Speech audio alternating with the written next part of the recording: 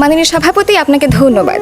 মাননীয় সভাপতি, শুরুতেই আমি পক্ষদলের 3 জন বক্তাকে আন্তরিক অভিনন্দন জানাই, কারণ আপনারা ইতোমধ্যেই প্রমাণ করে দিয়েছেন সুন্দর সুন্দর কথা বলে বিতর্কের মঞ্চে বক্তব্যের শ্রুতি মাধুর্যতা বৃদ্ধি করা যায়, কিন্তু নিজেদের যুক্তিহীন যুক্তির যৌক্তিকতা প্রমাণ করা যায় না। মাননীয় সভাপতি, আমি পক্ষদলের 3 জন বক্তার দৃষ্টি আকর্ষণ করছি, শিক্ষা এবং সুশিক্ষার পার্থক্য নিয়ে আমরা ভবিষ্যতে আরও একদিন বিতর্ক করব।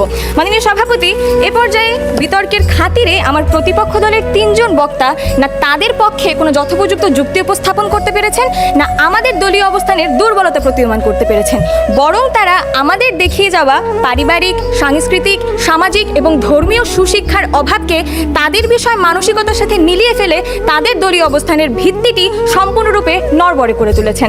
মাননীয় সভাপতি, প্রতিপক্ষ দলের দ্বিতীয় বক্তার ভাষ্যমতে পিতামাতার প্রতি অবহেলায় সন্তানের সুশিক্ষা একটি গৌণ কারণ এবং সন্তানের মানসিকতা একটি মূল কারণ, যা সম্পূর্ণ ভ্রান্ত একটি বিষয়। কিভাবে?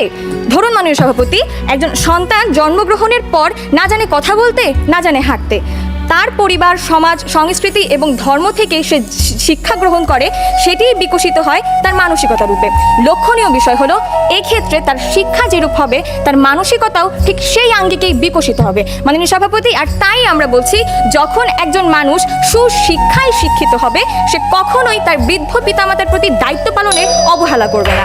মাননীয় সভাপতি, পক্ষ দলের দ্বিতীয় বক্তা জামিল উদ্দিন এবং হাসিনা বেগমের অবহেলার ক্ষেত্রে তার সন্তানের মানসিকতাকে দায়সারাভাবে চিহ্নিত করে গেছেন, কিন্তু মাননীয় সভাপতি, এইখানে আমাদের দেখিয়ে যাওয়া উল্লিখিত সুশিক্ষার তীব্র অভাব ছিল বিধায় তার সন্তান সেই ক্ষেত্রে তাদের অবহেলার মতো একটি অনৈতিক কাজ করতে পেরেছেন। মাননীয় সভাপতি, লক্ষ্য করুন, সুশিক্ষা এমন একটি ধ্রুব বিষয় যা স্বভাবতই মানুষের মাঝে নিহিত হতে থাকে এবং এক পর্যায়ে মানুষের মধ্যকার নেতিবাচক মানসিকতাকে রুদ্ধ করে দিতে পারে।